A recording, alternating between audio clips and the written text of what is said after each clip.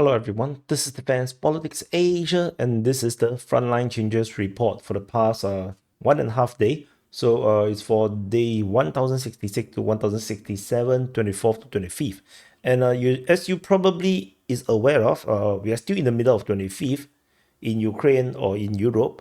So this is, and definitely no, we don't have all the information, all the frontline changes for the entire day. So that information will come later. So this is around 1.5 day of intel. And so we're going to start off. So you can see that's the number of uh, stuff have been taken over by Russia. So we're going to turn off this before I forget. And we're going to go into the first one. This is over at the Hrekivka front. And at the Hrekivka front, based on the Russian claims, Russian mapping, they have claimed that the Russians have advanced in this north and west of Hrekivka. Russian forces have taken more grounds and firmly securing Hrekivka on the western bank of the Zedebets River, as well as heading in the direction of Hrekivka, capturing another major tree line just off the forest. So this is very significant. As I mentioned, the Russian forces is likely to create a buffer in the north because the buffer wasn't enough previously, and they will actually go for Hrekivka. So this is now becoming a reality. The Russians are heading towards Hrekivka or Hrekivka. So no, this is bad news for the Ukrainians. The distance from Hrekivka is around 2 kilometers. So that's the current situation, and there's not a lot between them and Hrekivka. And Hrekivka is a very small little town, super small town, and there's not much between. So we are going to see the attack coming to Hrekivka very, very soon. And we after the Hrekivka, the next frontline change is over at ANDRIIVKA. So the latest frontline change from the Russian mapping, these Russian claims that the Russian forces have advanced from ANDRIIVKA in the direction of Kolodyazi. So this advance comes despite that we have previous reports that the Ukrainians are doing counterattacks on a daily basis, according to the pro-Russian sources, and these counterattacks resulted in Russian captures. So very successful attacks by the Russians, not the Ukrainians. So the total distance traveled captured is around 1.3 kilometers. So now yet another settlement is now under threat. There is not much in between again. There's only one tree line over here and some forest line along the road, and that's about it. And the Russians are basically on Kolodyazi. So that's the frontline change over at ANDRIIVKA. Next, we jump to the Bakhmut front. At the Bakhmut front, at Chasiv here, the geolocation, this one I did mention during the sit rep. Russian forces geolocated in the southern forest, resulting in captures. But that's about it. Nothing particularly special, since we have already mentioned this at least twice, because I mentioned this in the conclusions as well.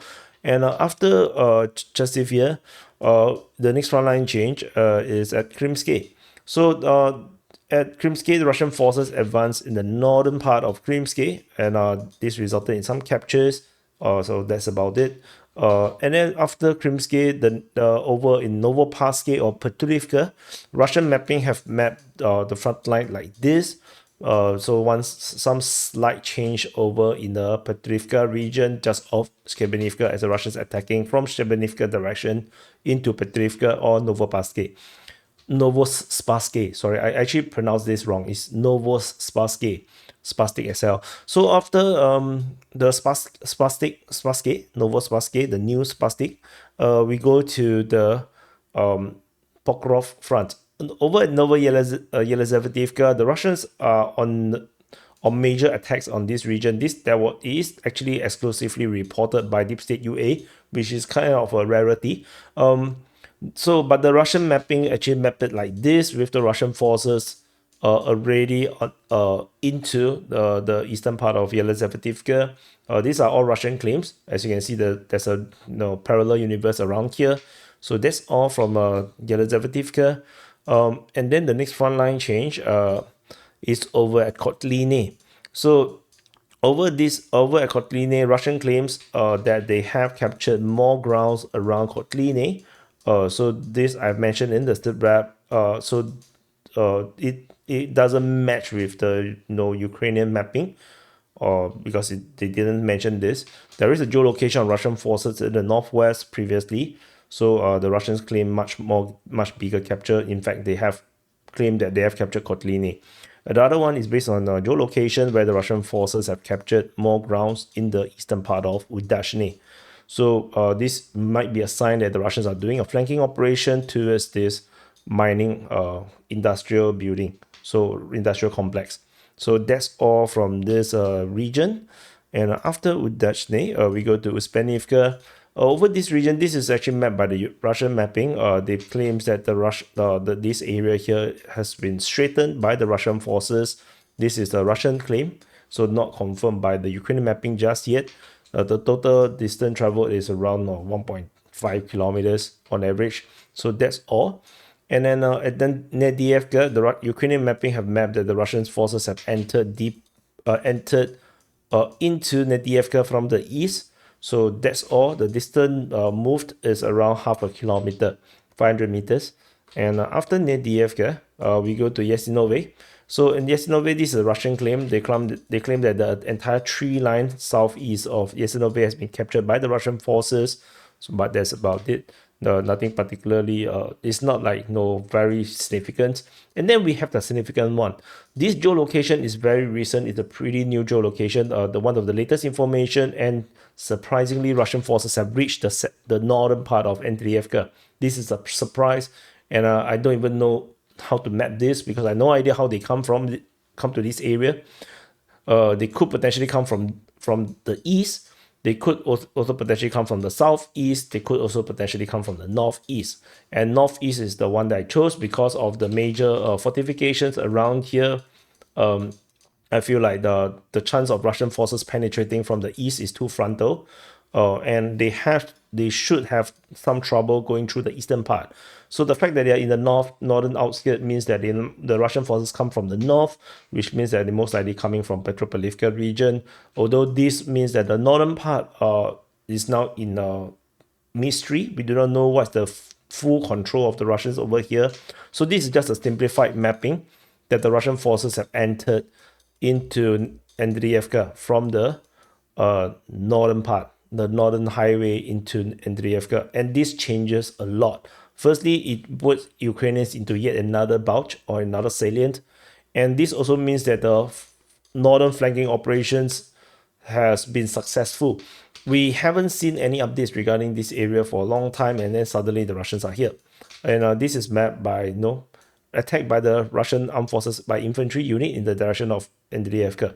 So new position in the residential unit in the eastern outskirts of the village under fire by the Ukrainians. So this is actually correct. So this is, I have mentioned that the Russians will be attacking like this, flanking north and then potentially hit south, or potentially go to the rear and cut off the road. And so now they have decided to go down into ANDRIIVKA. So and that means there is also some frontline changes in the north of ANDRIIVKA that is missing. So let's see how this continues to progress. This is the big news. And then in Dashny, Russian forces have entered into the northeastern part of Dashny, capturing some grounds and officially starting the battle for Dashny. And over in the south, Russian forces also expanded control north of Sukiyali, capturing all of the tree lines due south of this gully. So basically, securing strong positions north of the Sukiyali River and continuing the squeeze of the Ukrainians out of this bulge or salient east of Uklakli. So, and I believe this is the last frontline change. So, doing some calculation, today's calculation is much simpler. And so let's put this here. This is, yeah, so I want to do post for the thumbnail. Yeah, so basically 3.08 plus 2 plus 0.77 plus 0.11 plus 8.3 plus 8.56. So it's 22.82 square kilometers captured by the Russian forces. Clearly, this is a very vague because of the ANDRIIVKA one. Likely, reality is much bigger than this.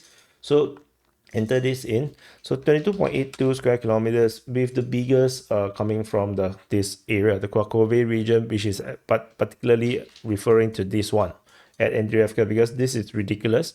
Like, you know, we do not know what is the circumstances because no intel was given around this sector, and there's no geolocation until this one, which is suddenly inside the north of ANDRIIVKA. So let's see.